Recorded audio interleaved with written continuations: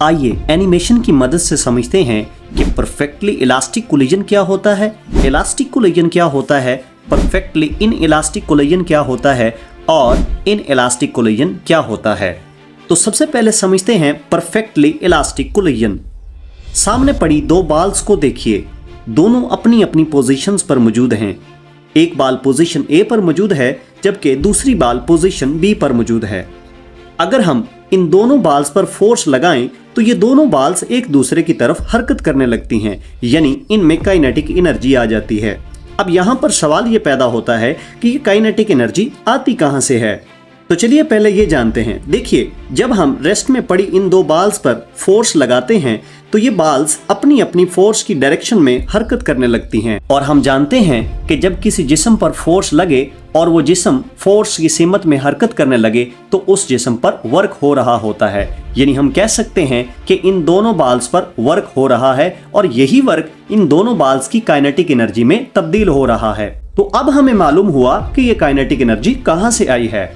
चलिए अब हम अपने टॉपिक की तरफ आते हैं। तो जब हम इन दोनों बाल्स पर फोर्स लगाते हैं तो ये दोनों बाल्स एक दूसरे की तरफ हरकत करती हैं और पॉइंट सी पर ये एक दूसरे से टकरा जाती हैं और टकराने के बाद दोनों बाल्स अपनी अपनी पोजीशंस पर पहुंच जाती हैं जहां से इन्होंने चलना स्टार्ट किया था। अब यहाँ एक पॉइंट को समझना होगा।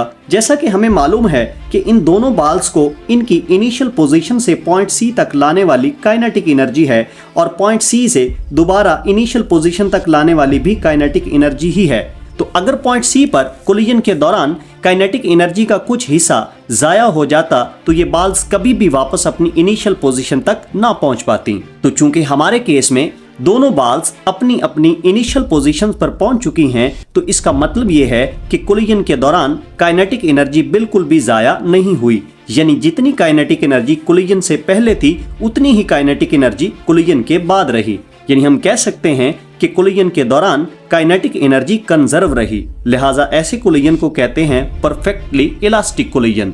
आइए अब जानते हैं कि इलास्टिक कोलिजन क्या होता है। फर्ज करें अगर ये बाल्स पॉइंट सी पर कोलिजन के बाद अपनी इनिशियल पोजीशन के बिल्कुल करीब तरीन जाकर रुक जाएं, यानी अपनी इनिशियल पोजीशन पर ना पहुंचे बल्कि थोड़ा सा पहले ही रुक जाएं, तो इसका मतलब ये है कि काइनेटिक एनर्जी का बिल्कुल मामूली सा हिस्सा जो है वो जाया हुआ है जबकि बाकी काइनेटिक एनर्जी सेव रही है। चूंकि काइनेटिक एनर्जी का बिल्कुल मामूली सा हिस्सा जाया हुआ है इसलिए हम ये कहेंगे कि काइनेटिक एनर्जी मुकम्मल तौर पर कंजर्व नहीं रही बल्कि ऑलमोस्ट कंजर्व रही। तो ऐसे कोलिजन को हम कहते हैं इलास्टिक कोलिजन। चलिए अब समझते हैं परफेक्टली इन इलास्टिक कोलिजन क्या होता है। अगर ये दोनों बाल्स पॉइंट सी पर कोलिजन के फौरन बाद रुक जाएं तो इसका मतलब ये है कि कोलिजन के दौरान सारी की सारी काइनेटिक एनर्जी जाया हो गई है।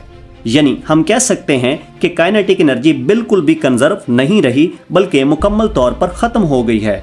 लिहाजा ऐसे कोलिजन को कहते हैं परफेक्टली इन इलास्टिक कोलिजन।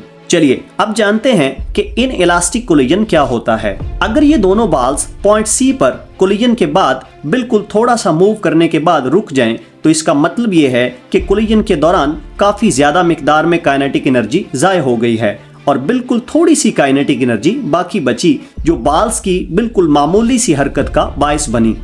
यानी हम कह सकते हैं कि इस कोलिजन के दौरान काइनेटिक एनर्जी मुकम्मल तौर पर कंजर्व नहीं रही। लिहाजा ऐसे कोलिजन को कहते हैं इन इलास्टिक कोलिजन। तो ये था हमारा आज का टॉपिक। होप्स हो कि आपको वीडियो अच्छी लगी होगी। अगर वीडियो वैल्यूएबल लगी है तो लाइक लाजमी करें। अगर आप इस तरह की मजीद वीडियोस देखना चाहते हैं तो हमारे चैनल को सब्सक्राइब करें with bell icon. Thanks for watching and thanks for bearing us.